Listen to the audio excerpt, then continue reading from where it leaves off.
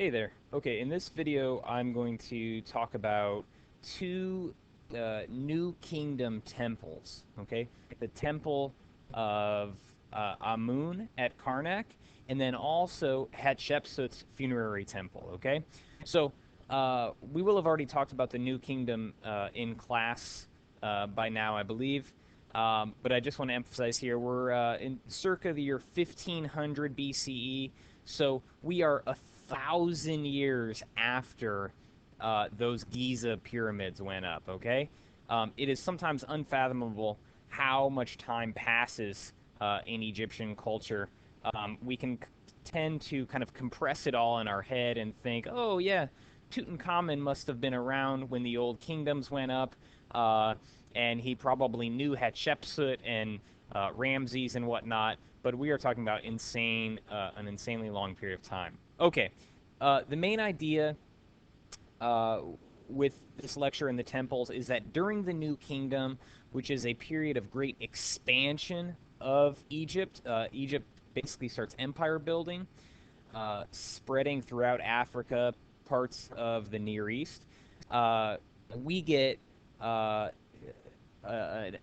emphasis on the temples instead of the tombs. Okay, the temples become more elaborate, bigger, more complex, and the tombs in the New Kingdom are something we don't really even talk about because they're actually architecturally rather insignificant.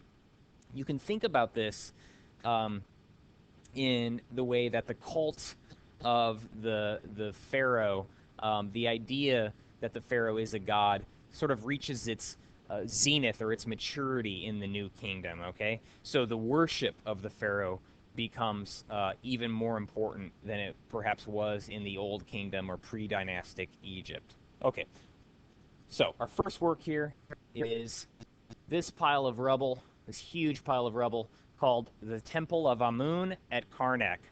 You may remember Amun from our introductory lesson on Egypt.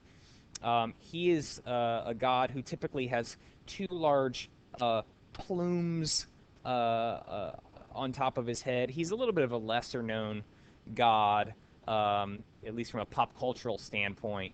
But Amun was another god who was regional and then slowly over 1,000 years or so elevated to become one of the primary gods in the Egyptian pantheon. Amun merges with Ra, just like how Horus does and many other gods, and becomes envisioned as a very powerful god. Okay, so this is a temple dedicated to him. This is a site that was used over a long period of time. Hence, I mark it as 1500 to 1000 BCE. Many kings added to this site and altered this site, and we're not going to talk about all those modifications very much at all. This is what it would look like initially. We are going to be primarily concerned with this area here. Okay, we're not going to talk about this wing, this other entryway that was added later. But if we go back, you can kind of see the ruins and go back, forth, back, forth. Woo! Okay, here we go. Okay. Um, Once again, temples, Egyptian temples are originally envisioned and modeled after Egyptian houses, because so they are relatively simple, flat-roofed, rectangular buildings that often have an enclosed courtyard. Okay, in the New Kingdom, they enlarge and expand on that plan. Okay, but you can still kind of see the idea of a courtyard here and a rectangular building, but granted, there is a lot more going on here.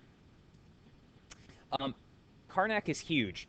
Approximately 12 football fields large. Perhaps if we go back now, it's really difficult to see, to really understand how big this site is. Down here, you can see little people, okay? Those little specks of white are people, and that may help give you a sense of how massive this space is. Okay. All right.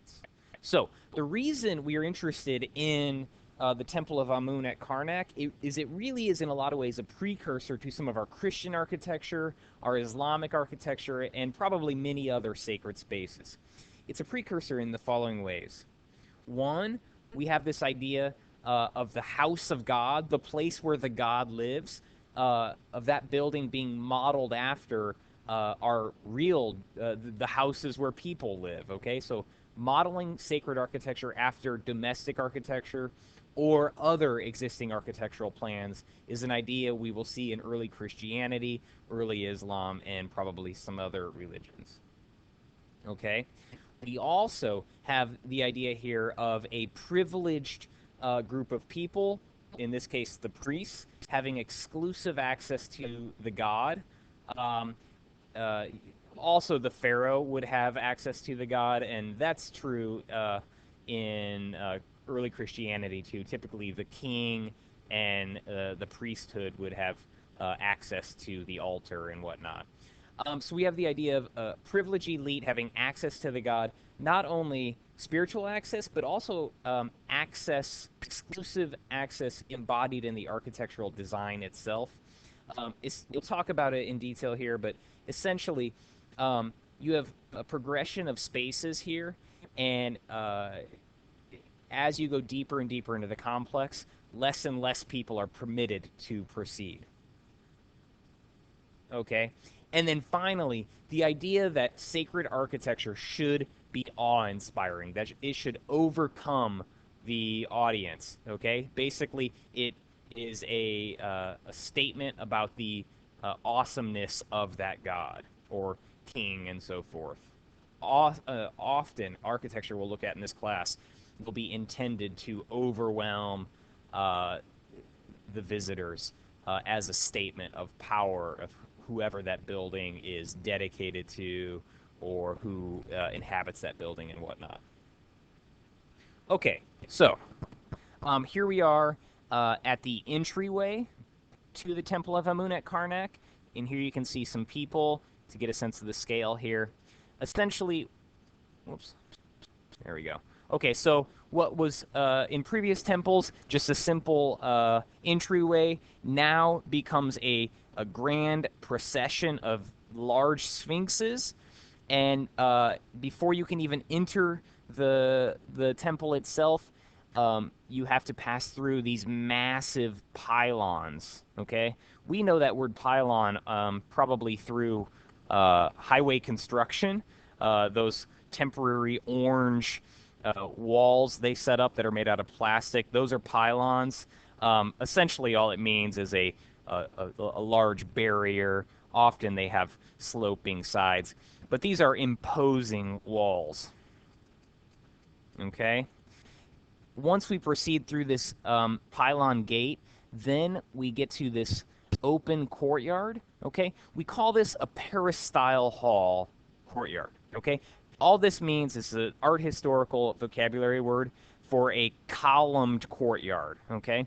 You can see it's lined with columns on the side, and there's also some columns lining the processional way through the courtyard here. Okay, so peristyle hall is a columned courtyard. All right. Then we go into the next space, which in the drawing is this space here. So in our photo, there's no longer a roof. It would have been a wooden roof, which it would have rotted away or burned away at some point in time. But anyways, we are now in this space. Come on, computer. There we go. All right, so before we enter the next space, we have yet another set of pylons. These massive walls divide each space, and they really do act like barriers, okay? Most people, your average Joes, would be able to enter the courtyard, but very few people would actually be able to go into the next space. This would be a space reserved for various elites, okay? This is a space we call a hypostyle hall. I may have used this term already in reference to the Apadana, perhaps. Hypostyle hall is basically a multi-columned enclosed space. We will use this term hypostyle hall when we get to Islamic mosque architecture quite a bit. But anyways, This room here was used, we know it was used for the coronation ceremony, the coronation of the king, aka the pharaoh. And it was also a space in which the king would receive guests and address elite audiences and so forth. So it really is a type of royal chamber.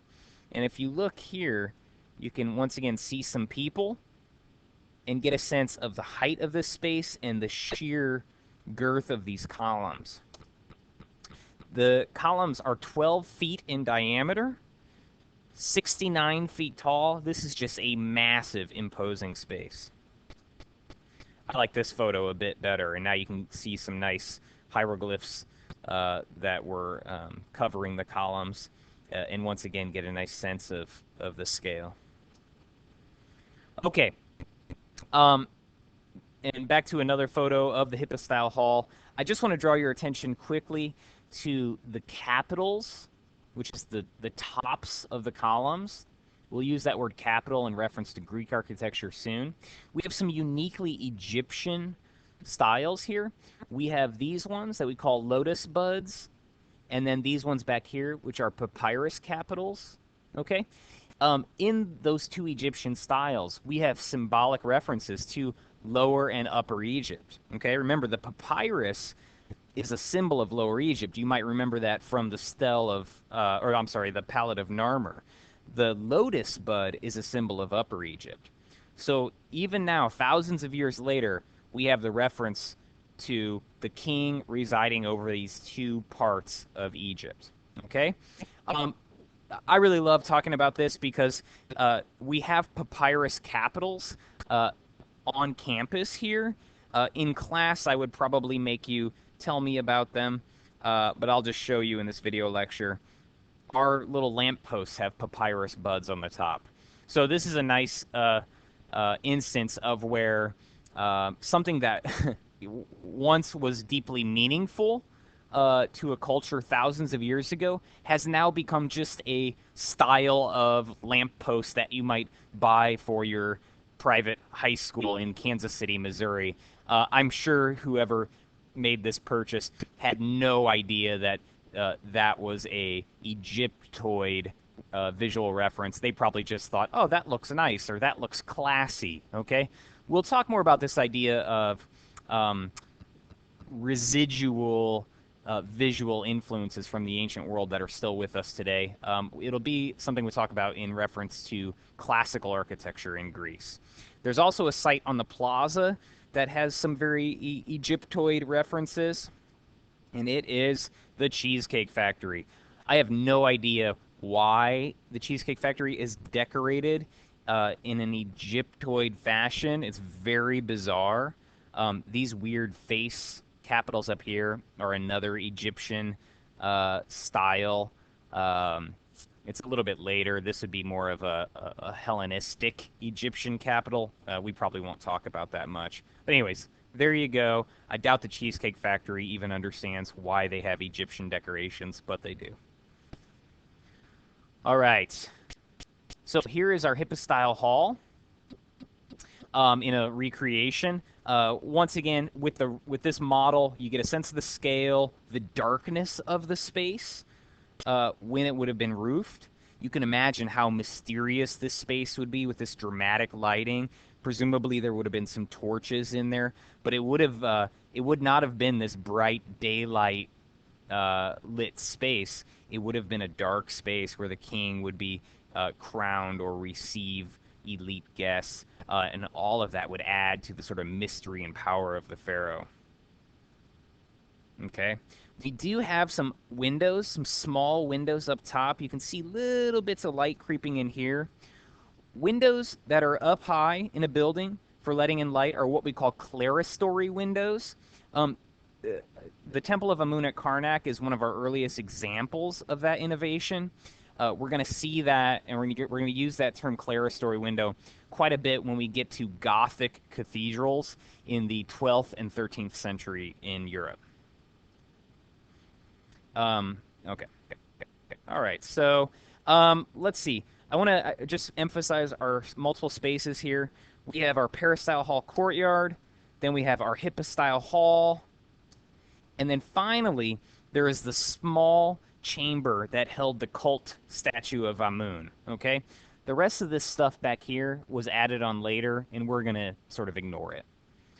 Okay, you can see just from these squares that as we move back in the spaces get smaller, darker. Here we can see our, this is where our clerestory windows were in the hypostyle hall.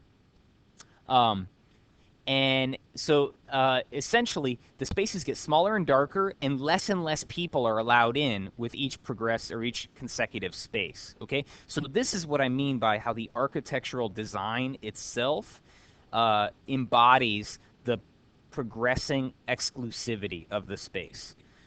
Back here, the king and other elites would be allowed in, but back here, only the priests and the pharaoh would ever be able to access the cult statue of Amun. Okay? Once again, we'll talk about this idea in reference to other religious architecture. Some of you guys may be noticing this nice idyllic pool over here. That's a purification pool. It would be used for spiritual cleansing before accessing the cult statue. It's entirely possible that our Christian notion of baptism is in some way rooted or goes back to these Egyptian cleanses. So, as I said, in this room there would be a statue of Amun. The priests would have to bathe this statue daily, clothe it, feed the statue, which would mean preparing food for it and leaving it for the statue. Presumably, then the high priest would, as soon as he cleared out all the other priests, would probably eat that food or something. But the belief was that Amun, in this case Amun-Re or Amun-Ra, he would eat the food. If you, as everyday Egyptian, wanted to plea to Amun for something, essentially if you had a prayer or request for Amun, you would communicate that to the priest, and the priest is the intermediary between you and the god. Okay, this is an idea that should be familiar to you through Catholicism, perhaps some other contemporary religions. So once again, we get all these like ancient precursors or sort of archetypes that are still with us in religions today.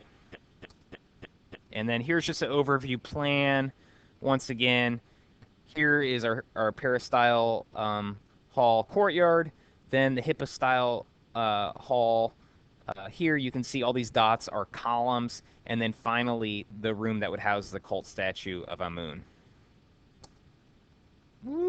We get that progression there. Okay, that's sort of this is what we would call an axial plan. It is symmetrical, and then we have a line, a linear pole right through the space, leading us to what is really the focal point. In this case, the cult statue. When we get to Christian architecture, we'll have a similar idea. There will be a visual pole to the altar, and in mosque architecture, it is a pole toward the direction of Mecca. Okay, we're going to skip over Hatshepsut here. Boom, boom, boom, very fast. Ignore all this. We'll probably talk about it in class. And we are going to get to this. Hatshepsut's funerary temple. Okay? So remember, Hatshepsut is a female king. Okay? By now you will have already learned a bit about Hatshepsut. This is her grand funerary temple. So it fits in with that idea that in the New Kingdom, the temple is far more important than the tomb itself. Okay? So, to restate that, Hatshepsut's tomb is a mile away from the temple here, and it is basically just a box-like structure. We don't talk about it. It's basically insignificant. Okay? So we have that reversal. This is an example of what we call Egyptian rock-cut architecture. You can see that the structure is carved right into this sort of gradual sloping rocky hill here. Okay, the main reason we look at Hatshepsut's funerary temple is to see the way in which it works with the architecture, or I'm sorry, works with the natural landscape rather than imposing some grand monument on top of the landscape. Okay, this is an idea we'll talk about when we when we talk about skyscrapers in the 20th century. Also, when we talk about we'll make some comparisons between the architecture of Frank Lloyd Wright and Le Corbusier. All right, so this is an idea we'll come back to again and again. You can see that in the where the land is relatively flat, we have this low rising portion of the temple, and as we go from these sloping rocks up into the hill, the architecture rises with it. Okay, so while I have some discomfort with this idea, this is often described as a feminine approach to architecture. It makes me even more uncomfortable because we're talking about the female king Hatshepsut, and I almost think there is this weird kind of sexism embedded in this idea, but it is an idea that's out there, and so we're going to talk about it because I feel like you need to understand how many scholars think about this work. If you think about the Great Pyramids that were dedicated to these male kings, they are these big, pointed structures imposed on a relatively flat, barren landscape, okay? They are like a skyscraper in that way, okay?